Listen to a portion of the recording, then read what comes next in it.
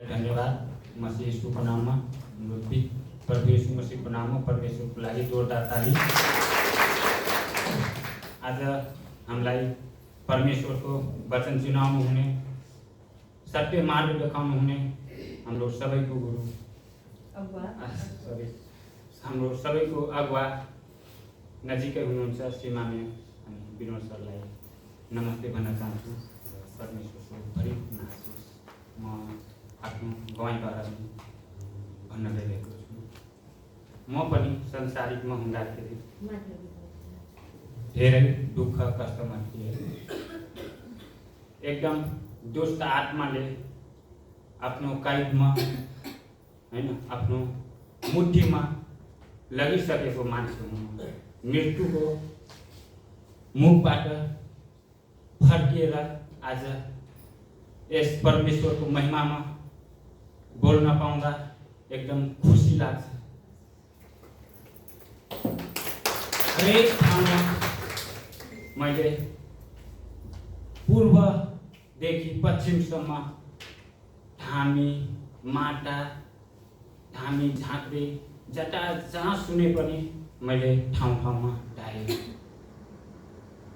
एकदम मेरो भाग्ने कराउने जस्तो समस्या थियो, मानसिक समस्या जस्तो। तर अस्पतालमा देखाउँदाखेरि सिटी स्क्यान गर्दाखेरि केही समस्या नदेखिने,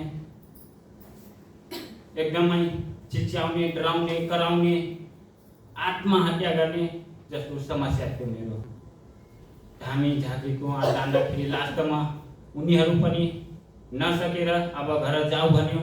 डाक्टरले पनि केही छैन घर जाऊ भनेर आज परमेश्वरको वचन हाम्रो हरेक ठाउँका लिडर्सहरूले यस कैलालीदेखि कञ्चनपुरसम्म फैलाउनु भएकोमा त्यो सुसमाचार सुनेर, हुन त म त्यति बेला त्यो अवस्थामा थिएन हैन। मेरो परिवारले सुनेर विश्वास गर्नुभयो अनि त्यही दिन रामपुर ल्याउनु भयो अनि म त्यति बेला ग्रहण पनि गरेन रे। म त्यति बेला होसमा थिएन। त्यसपछि मेरो मेडम श्रीमतीले ग्रहण गर्नुभयो। त्यही दिन ग्रहण गरेर घर गयौँ। त्यसपछि फेरि मैले त्यही राति नै 2-3 चोटि आत्महत्याको प्रयास गरेँ। हेर्नुहोस्, 1 mm को तार वायरिङ गरेको, त्यसमा झुन्डे। मेरो श्रीमतीले सिडीमा खुट्टा 2 पाइला सार्दै त्यो तार टुट्यो। हेर्नुहोस्, परमेश्वरले मलाई बचाउनु भयो, आत्महत्या गर्नबाट पनि बचाउनु भयो। परमेश्वरलाई धन्यवाद गर्छु। धेरै दुःख पीडामा थिए, तर जुन दिन ग्रहण लिए त्यही दिनदेखि परमेश्वरले मलाई 3 दिनमा एकदमै होसमा ल्याउनु भयो। बेहोसमा थिएन, मलाई यो थाहा थिएन कि म के गर्दैछु, कहाँ छु। बेहोसमा थिएन कि त्यसको थाहा थिएन मलाई।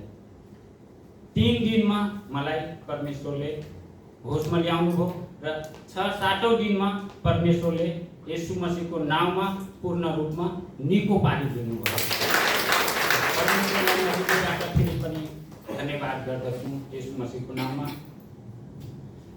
गवाई त पाइलै पछि छन्, मेरो धेरै नै ठुला गवाई छन्, तर समय कम भएको कारणले आज मेरो गवाई यति नै भन्छु।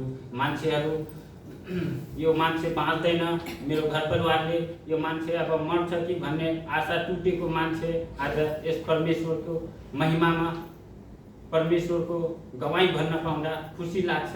म धन्यवाद गर्छु परमेश्वरलाई यीशु मसीहको नाममा। अनि मेरो गवाई यति नै हो। अब मेरो चाहत भन्दाखेरि म जस्तै दुःखमा, पीडामा, रोगमा बसेकालाई सुसमाचार सुनाएर परमेश्वरको नाममा उद्धार र चङ्गाई गर्ने मेरो चाहत छ। धन्यवाद। मेरो गवाई अनि मेरो चाहतले सबैलाई, यस उपस्थित परमेश्वरका पवित्र सन्तानहरूलाई सबैलाई आशिष होस्। परमेश्वरलाई धन्यवाद गर्छु। यीशु प्रभुको नाममा परमेश्वरको लागि फेरि पनि